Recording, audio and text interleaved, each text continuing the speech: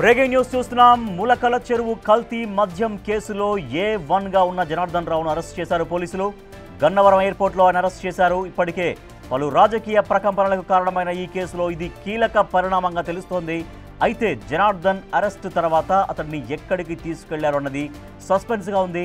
ఇంతకీ జనార్దన్ అసలు గుట్టు విప్పుతారా, దీని వెనుకున్న పెద్దల పేర్లు చెబుతారా అన్నది ఉత్కంఠగా మారింది.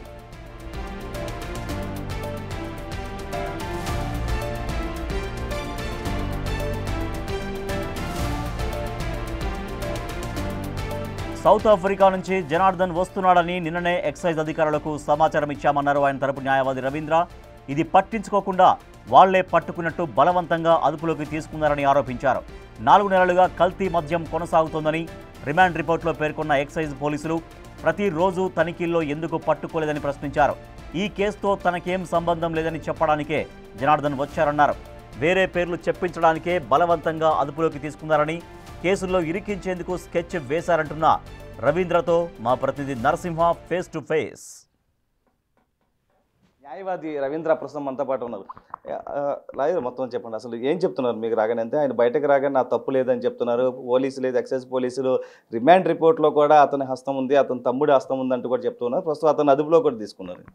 యాక్చువల్గా ఈ యొక్క కల్తీ మద్యం కేసు గురించి వార్తా కథనాలన్నీ టీవీల్లో వివిధ మాధ్యమాల్లో చూసిన నేపథ్యంలో ఈ అద్దేపల్లి జనార్దన్ రావు మా క్లయింటు 10-15 రోజుల క్రితం వీడియో రిలీజ్ చేయడం జరిగింది సోషల్ మీడియాలో. అదేంటంటే అక్కడ మొలకల చెరువులో ఎఫ్ఐఆర్ కట్టి అక్కడి నుంచి కేసుని విజయవాడకి కనెక్ట్ చేస్తూ దాంట్లో జనార్దన్ రావు గారిని, వాళ్ళ బ్రదర్ని, ఇంకొంతమందిని పాత్రదారులుగా, సూత్రధారులుగా చిత్రీకరించినటువంటి నేపథ్యంలో నేను ఏ నేరం చేయలేదు, నేను వచ్చి పోలీసులకి విచారణకి సహకరించి వాళ్ళు ఏవైతే అడుగుతారో వాళ్ళకి కావాల్సినటువంటి అన్ని ఇన్ఫర్మేషన్స్ ఇస్తారని సోషల్ మీడియాలో ఆయనంతటా ఆయన స్వయంగా వీడియో రిలీజ్ చేయడం జరిగింది. దానిలో భాగంగా ఇవాళ నిన్నటి నుంచి నేను ఎక్సైజ్ సూపరింటెండెంట్ గారు కానివ్వండి, సిఐలు అందరితో ఫోన్ టచ్లో ఉన్నా. నిన్న నైటు హైదరాబాద్లో దిల్సుఖ్ నగర్ బస్ స్టాప్ దగ్గర రవి గారిని కూడా సరెండర్ చేయమని అడిగితే నేను కూడా సరెండర్ అవ్వండి, విచారణకి సహకరించండి, ఇది చాలా సీరియస్ ఇష్యూ అని కూడా చెప్పి వాళ్ళు కూడా 24 అవర్స్లో కోర్టులో పెడతామని చెప్పి హామీ ఇచ్చిన నేపథ్యంలో సరెండర్ అవ్వమని చెప్పడం జరిగింది. అతన్ని ఇంతవరకు కోర్టుకు పెట్టలా. రెండోది, ఇతను జనార్దన్ రావు వస్తున్నారు మీకు అప్పచెప్తానంటే ఒక్కరు కాకపోతే ఒక్కరు కూడా ఎక్సైజ్ డిపార్ట్మెంట్లో ఎవరు కూడా ఫోన్లు తీయలేదు, తీసుకురమ్మని చెప్పలేదు. కానీ మేము విజయవాడ నగర పోలీస్ కమిషనరేట్లో ఈ యొక్క మా క్లయింట్ని అప్పచెప్దామని చెప్పేసి నేను ఎయిర్పోర్ట్కి వెళ్ళాను. ఎయిర్పోర్ట్ నుంచి తీసుకెళ్దామని వెళ్ళేసరికి అక్కడ 10ల సంఖ్యలో ఈ ఎక్సైజ్ పోలీసులు ఉండి బలవంతంగా ఆయన్ని మాకు వకాల్తా ఇవ్వకోకుండా అడ్డుపడడానికి ప్రయత్నం చేశారు. అట్లాగే మాతో మాట్లాడడానికి రానివ్వకుండా ప్రయత్నం చేశారు.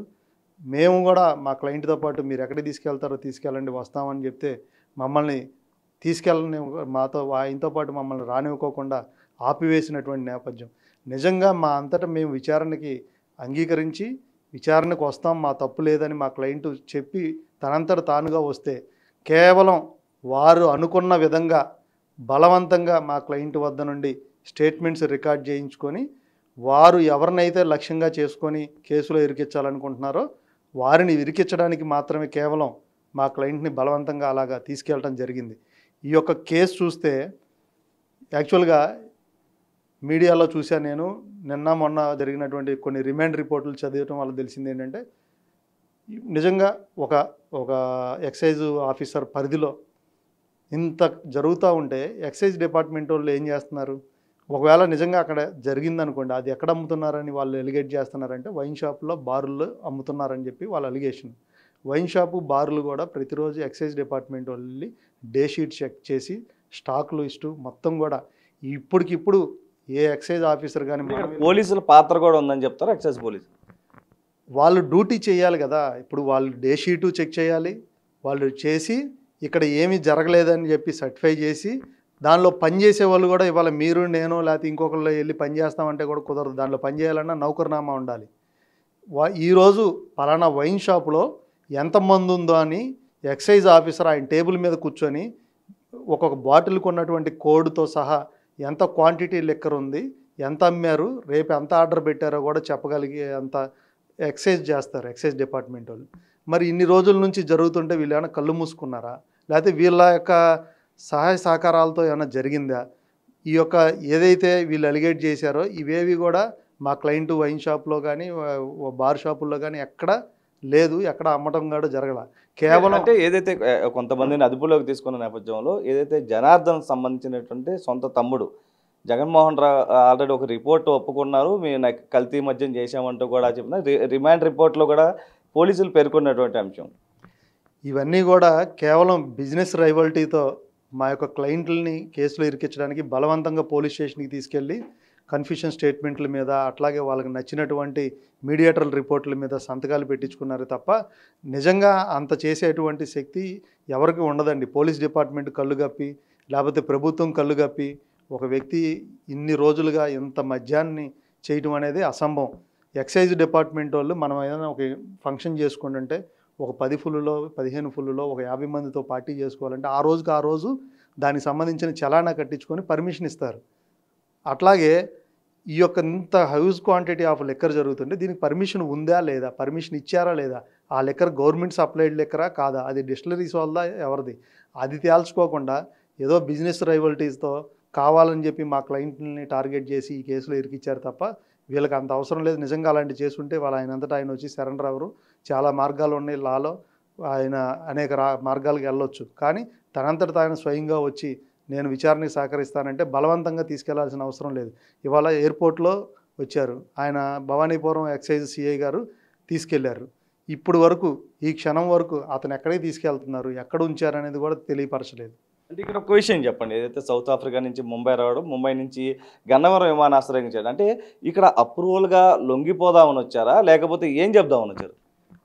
ఆయన నిజంగా అప్రూవర్గా లొంగిపోవటం కాదండి, అతని మీద మీడియాలో అలిగేషన్స్ రావడం నేను మీకు చూపిస్తాను. మీడియాలో అలిగేషన్స్ రావడం వీటన్నిటికీ ఆన్సర్ చేయాల్సిన అవసరం ఉంది కాబట్టి ఆయన నిన్న బయలుదేరక ముందు నాకు చెప్పారు. నేను శ్రీనివాస్ ఎక్సైజ్ సూపరింటెండెంట్ గారికి చెప్పాను, సిఐలకి ఫోన్ చేశాను, వాళ్ళందరూ అలాగేనండి తీసుకురండి విచారణ చేద్దామని చెప్పారు. పొద్దున ఆయన బయలుదేరుతున్నారని చెప్పాను. చెప్పిన తర్వాత నుంచి మా ఫోన్లు తీయట్లేదు, మాకు ఇన్ఫర్మేషన్ ఇవ్వట్లేదు, మమ్మల్ని రమ్మనట్లేదు, రావద్దు అనట్లేదు. అంత భయం ఎందుకు అంటున్నా. ఇప్పుడు మా అంతటి మేము బొంబాయి వచ్చాము, ఇలా వచ్చామండి తీసుకొస్తామన్నా మీరు ఎందుకు రిసీవ్ చేసుకోవట్లా, మీరు ఎందుకు చేయలేదు? ఈవెన్ విజయవాడ ఎయిర్పోర్ట్లో దిగే ముందు కూడా నేను చెప్పినా కానీ రెస్పాండ్ అవ్వలేదు. ఇదిగోండి నేను మార్నింగ్ 12:45కి ఆయన అనేక సార్లు కాల్ చేస్తే కాల్ తీయకపోతే నేను మెసేజ్ చేశా, సార్ ఇదిగోండి నేను ఇట్లా పలానా మీతో మాట్లాడాలి అని అంటే మీటింగ్లో ఉన్నాను అన్నాడు. ఇంతవరకు ఆయన నుంచి కాల్ రాలేదు, మెసేజ్ కాల్ బ్యాక్ రాలేదు. పోలీసులు భయపడాల్సినంత అవసరమే ఉంది, ఎక్సైజ్ డిపార్ట్మెంట్ భయపడాల్సినంత అవసరమే ఉంది. మా అంతటి మేము వాలంటీర్గా వస్తే మీరు విచారించండి, అరెస్ట్ ఇంటిమేషన్ ఉండిపోయిన అరెస్ట్ చేయాలనుకుంటే అది ఇల్లీగల్గా వాళ్ళు ఇంటిమేషన్ లేకోకుండా ఎక్కడికి తీసుకెళ్లారో చెప్పకుండా అడ్వకేట్ని అకంపెనీ రానివ్వకోకుండా వాళ్ళంతటా వాళ్ళు చేయాల్సినంత అవసరం ఏముంది? వాళ్ళ మీద ఏ ప్రెజర్ ఉంది? ఎందుకు అంత కఠినంగా క్రూరంగా బలవంతంగా తీసుకెళ్ళి విచారణ చేయాల్సినంత అవసరం ఏముంది? ఇవాళ జరిగింది కాదు, గత 15 రోజులు ఎలా ఎదుర్కోబోతుంది? మేము ఖచ్చితంగా అతను ఫ్లైట్ టికెట్లు ఉందండి, అతను ఈ పోలీసుల మీద మాకు ఖచ్చితంగా అనుమానం ఉంది. ఎందుకంటే మేము నిన్నటి నుంచి మేము బతిమలాడుతుంటే మమ్మల్ని రమ్మని చెప్పేసి ఇదిగోండి ఫ్లైట్ టికెట్, ఆయన ఎన్ని గంటలకి బొంబాయిలో విజయవాడ ఫ్లైట్ ఎక్కారు, బొంబాయి ఫ్లైట్కి ఎప్పుడు వచ్చారు, విజయవాడ ఎయిర్పోర్ట్లో ఎన్నింటికి దిగారు, ప్రతిదీ కూడా ఎయిర్పోర్ట్లో సీసీ ఫుటేజ్ వీడియోలతో సహా ఉంది. 24 గంటల లోపల కనుక ఆయన్ని వదిలిపెట్టాలి, లేదు అతను నేరం చేశాడని కనుక వాళ్ళు భావించి వాళ్ళ అలిగేషన్స్ ప్రూవ్ చేయాలనే ఉద్దేశం ఉంటే కోర్టుకి సబ్మిట్ చేయాలి. పోలీసులు విచారణ చేసి కోర్టుకు అప్పు చెప్పడం వరకు మాత్రమే వాళ్ళ యొక్క డ్యూటీ ఉంటుంది. ఆ తర్వాత ఇది నేరం చేశారా చేయలేదా అనేది కోర్టు విచారణలో తేలాల్సినటువంటి అంశాన్ని వాళ్ళు ఒక పోలీస్ స్టేషన్ కస్టడీలో తేల్చాలని, వాళ్ళు అనుకున్న వాళ్ళ పేర్లు వాళ్ళ నోటితో చెప్పించాలని మాత్రం చేస్తే ఖచ్చితంగా మేము లీగల్గా ఎవరైతే ఆఫీసర్లు ఉన్నారో ఎవరైతే అధికారులు ఉన్నారో వాళ్ళ మీద ఖచ్చితంగా మేము కోర్టులో పిటిషన్స్ ఫైల్ చేస్తాం.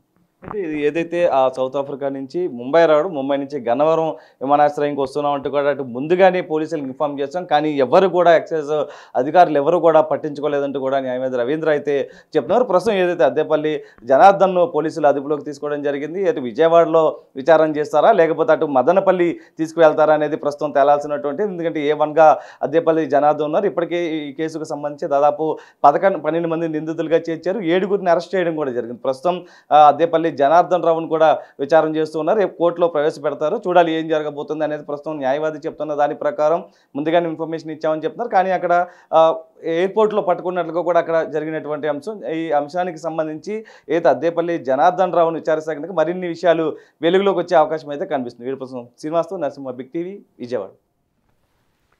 ఇప్పుడు వచ్చిన బ్రేక్ తీసుకుందాం.